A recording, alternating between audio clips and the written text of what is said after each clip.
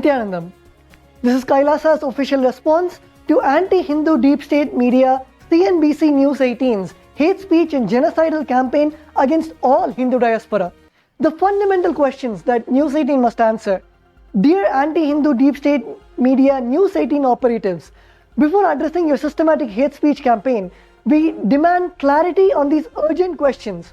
Who authorized your global jurisdiction? By what authority do you interfere in legitimate diplomatic relations between US Hindus and indigenous Bolivian communities? On what legal basis do you presume to be the judge, jury, and executioner in matters of international law and indigenous rights?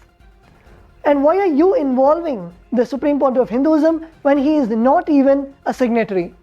The Supreme Pontiff of Hinduism has not signed agreements with indigenous Bolivian communities, and nowhere has even proclaimed that the Supreme Pontiff of Hinduism is involved in these agreements. These agreements are between US Hindus affiliated with a legitimate humanitarian organization and sovereign indigenous nations in Bolivia. Why do you persist in misattributing these agreements to the SPH? Why are you launching an incendiary, genocidal attack against all Hindu diaspora? Your systematic targeting strongly implies that all Hindus worldwide have no right to exist, to practice their faith, or to establish humanitarian partnerships. This is not mere slander, it is a direct incitement of mob violence and continuing the historical patterns of Hindu genocide. Why the deliberate conflation of separate legal entities? The agreements were executed by a US-based humanitarian organization entirely independent of the Supreme Pontiff of Hinduism or any other entity. By merging the two, you expose your malicious and premeditated intent to demonize Hindus. And to ask the real question, who funds the corrupt media, News 18's anti-Hindu persecution campaigns? Which anti-Hindu deep state backers sponsor your repeated broadcasts that brand entire Hindu communities as fraudulent or fictitious or illegitimate? Why do you insist that no Hindu diaspora anywhere has the right to live peacefully?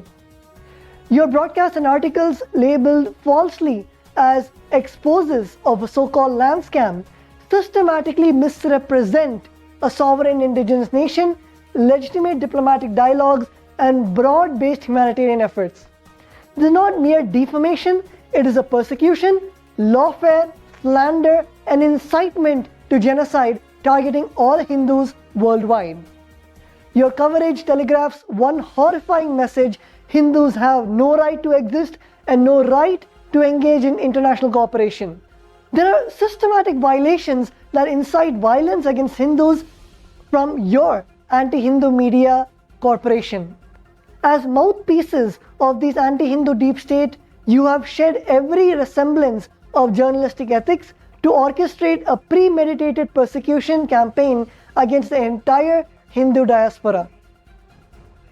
Your genocidal intent, demonizing Hindus as fraudulent or fictitious, is a well-worn tactic historically deployed before large-scale violence. By labeling an indigenous community as non-existent, you have laid the groundwork for denying them the right to live. Your inflammatory language suggesting Hindus as land traffickers or fraudsters is a direct invitation to mobs to attack the Hindu communities across the globe, and this has happened and happening as we speak today. You conjure false links between the Supreme Pontiff of Hinduism and agreements he never signed and has no legal involvement in, and this is a deliberate falsification from your side. Your coverage singularly targets Hindu religious institutions while other faiths receive no such scrutiny or demeaning commentary. This reveals your religious discrimination and bigotry. And of course, the denial of indigenous agencies by showing Hindu diaspora organizations and Bolivian indigenous representatives as incapable of legitimate agreements. You peddle colonial myths that indigenous communities can be easily duped. You thus deny both the groups the inherent capacity to self-governance. And of course, your refusal to seek or publish comments from the actual signatories before airing such sensationalizing accusations exemplifies an intentional agenda to inflame hatred, further suggesting you believe Hindus do not deserve any fair platform at all. And now coming to your allegations, addressing your false allegations step by step. Your first allegation, which says, bold land grab, your repeated reference to scams are nothing but hate speech inciting violence. These agreements are standard diplomatic partnerships, formal engagements between US-based Hindu humanitarian organizations and indigenous Bolivian nations for cultural exchange, conservation, and sustainable development, none which involve the Supreme Point of Hinduism.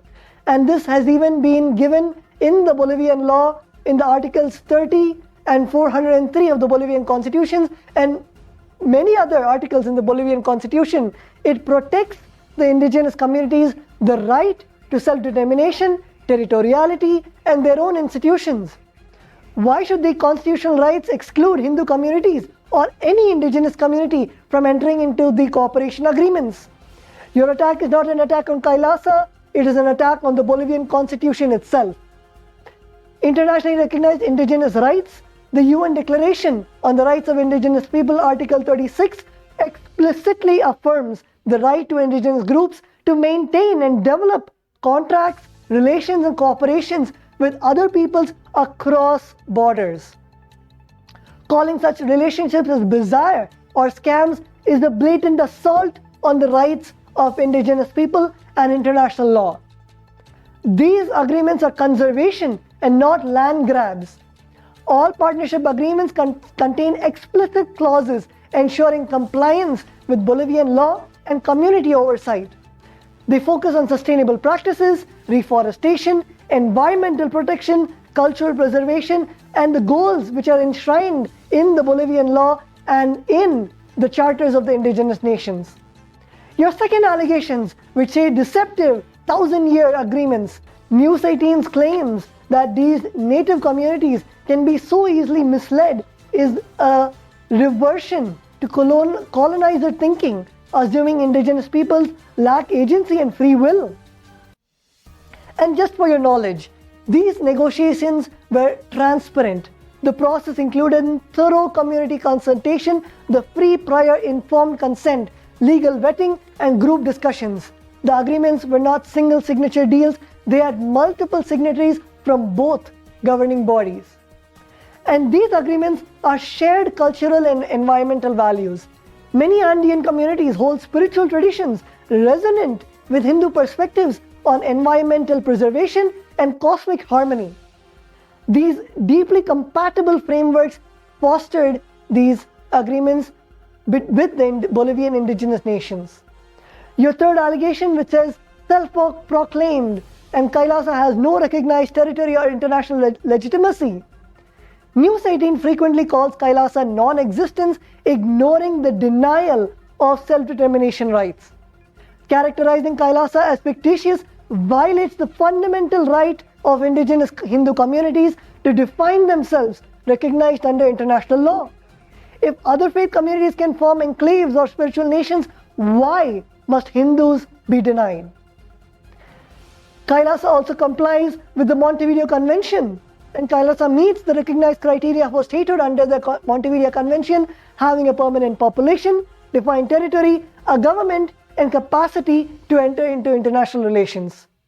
And of course, this Montevideo Convention also is not a recognition by third parties. It is not a prerequisite for existence, which is there in the Article 3 and 13 of the Montevideo Convention itself. Kailasa is a continuation of centuries-old indigenous Hindu traditions. To dismiss it outright is a genocidal erasure of an entire people, an entire civilization. Your fourth allegation, which says 3 times the size of New Delhi for 1,000 years, painting this land grab, is a deliberate distortion of long-term conversion partnerships. Indigenous groups routinely use multi-generational timelines for land conservation. The global best practices often extend 50, 100, 500 years for environmental agreements. 1,000 years is not audacious, but is a reflection of deep ecological commitments to indigenous nations that have stood and will stand for thousands of years. And these agreements have thorough respect for Bolivian legal structures. The agreements specify that this will be effectuated after ratification by the competent authorities, ensuring the oversight of the whole Bolivian national law.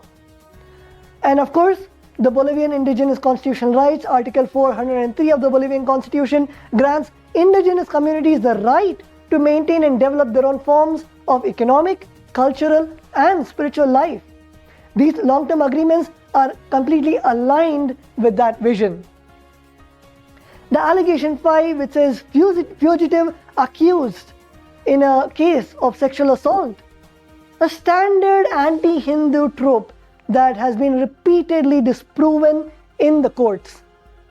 The Supreme Court of Hinduism has never been convicted of any crime. Let me repeat, has never been convicted of any crime. And after a decade of trials and investigations, courts worldwide, including in the United States, have exonerated him in the very allegations that your racist anti-Hindu media keep repeating. In the United States, the same false accuser was penalized nearly $500,000 in defamation damages. In multiple Indian High Courts and Supreme Court rulings, the Supreme Court of Hinduism's innocence has been reinforced, and his unlawful arrest has been labeled illegal or without jurisdiction. And of course, there's a scientific aspect to this also. The SPH's documented medical and forensics examinations indicate a psychological impossibility of even committing such alleged crimes, which News 18 actively suppresses these scientific facts. And also, let us come to the international organizations like Interpol. Interpol refused to issue any notice against the Supreme Court of Hinduism, and Interpol's refusals, it highlights the universal recognition of the Supreme Court of Hinduism's exoneration as per the principles of res judicata. Of course, you do not know international law, so let me take a moment to explain to you what res judicata is. Res judicata is a fundamental principle of international law, meaning a matter already judged. The same has been recognized in the Indian courts, United States courts, and the courts all over the world, in customary international law all over the world. And even the United Nations consider res judicata a common principle of international law. The Supreme Court of Hinduism has already been exonerated in the courts in the United States. The United States judiciary has established the Supreme Court of Hinduism's innocence almost over 10 years ago, and has penalized the false rape accusation nearly $500,000 in defamation, and for making false accusations against the Supreme Court of Hinduism. This has been, you can refer to the United States District Court, Southern District of Ohio, case number CV00526. And the total damage ordered by the US courts against the false accuser of rape and associated media entities have exceeded over $7 million for making false accusations of rape against the Supreme Pontiff of Hinduism. And of course, we should also understand that the US judicial system consistently ranks higher in international assessments of the rule of law compared to Indian or any other system. When a matter has been adjudicated and a final judgment has been rendered in one court, other courts of other jurisdictions are obligated to respect and uphold the judgment as per the doctrine of res judicata. So clearly, unlike your anti-Hindu allegations, your racist, your hate speech against the Supreme Court of Hinduism, the Supreme Court of Hinduism time and again has been proven innocent and completely exonerated from all the crimes that you falsely keep perpetrating to incite genocide, hatred, hate speech, and discrimination against a whole international community. Let us now go to your next allegation. Accused in a separate case of sexual assault and child abduction. On the 2nd of February 2024, the Gujarat High Court exonerated the Supreme Court of Hinduism of all false charges of abduction and kidnapping in the case number RCSR 9973 of 2019. The key points from the court order says that the court directly interacted with the woman who falsely portrayed by the media as a kidnapped and took steps to independently verify their well-being and freedom.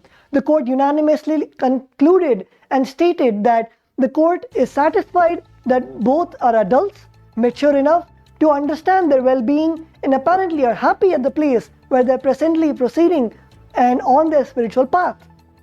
Not only that, but they had also indicated that they're out of their free will and residing and have continued to reside and follow their spiritual path which they consciously intend to follow. Additionally, the court stated that there was no evidence of illegal confinement or duress. The interaction with the corpora would indicate that they were not in any way illegally confined. The court found the same to be reliable, is unable to conclude that the corpora are in any manner in duress or influence.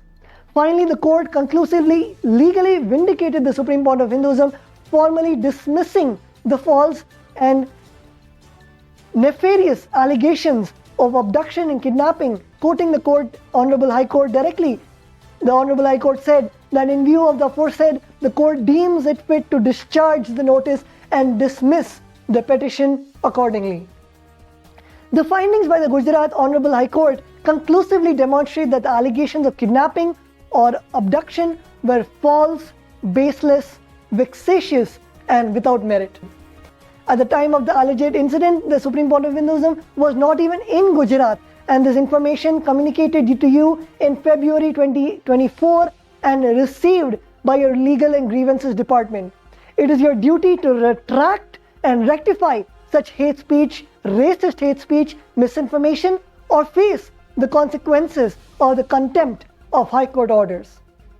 In your next allegation, it says that its representatives were arrested and deported and its land deals nullified. Your breaking news segments about deportations and arrests are pure fiction.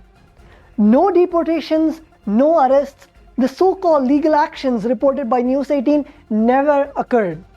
No official Bolivian channel confirmed any such event. In fact, these alleged arrests of the 20 Kailasa operatives are unsubstantiated fabrications and repeated to generate shock headlines.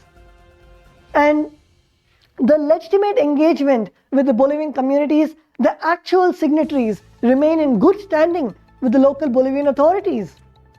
The confusion arises purely from your manufactured hate speech narrative to inflame hostility and degrade the standing of Hindu communities. In your next allegation, you say fleeing India in 2019. For over the past 15 years, the Supreme Court of Hinduism has been persecuted, illegally arrested, and defamed. Repeated false charges, withheld evidence, and malicious prosecutions are well documented. The courts in both India and the United States have repeatedly noted the glaring misconduct. You also say that the Supreme Court of Hinduism has been fleeing, yet you should actually know the persecution that was done to the Supreme Court of Hinduism. The Supreme Court of Hinduism's passport was arbitrarily seized illegally, rendering him effectively stateless. All of these are media trials and witch hunts. Outlets like your CNBC News 18 conduct a parallel trial, ignoring court orders and manufacturing stories without verifying facts. Our demand for immediate retraction, an apology that News 18 must cease and desist from publishing or broadcasting any further defamatory content relating to the Supreme Court of Hinduism or Kailasa, and publish a complete apology for your systematic hate speech, religious bigotry, and genocidal commentary against the Hindu diaspora, and retract all inflammatory allegations across digital, print, and broadcast platforms, including your repeated false claims about land grabs, deportations, arrests, and other unverified narratives.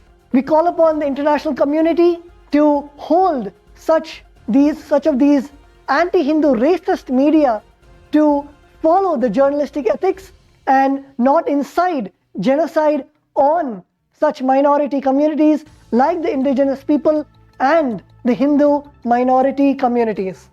And we call upon the international community to prevent the further dissemination of hate speech and to ensure factual reporting on the indigenous Hindu communities and the Supreme Pontiff of Hinduism. Thank you. Nityanandam.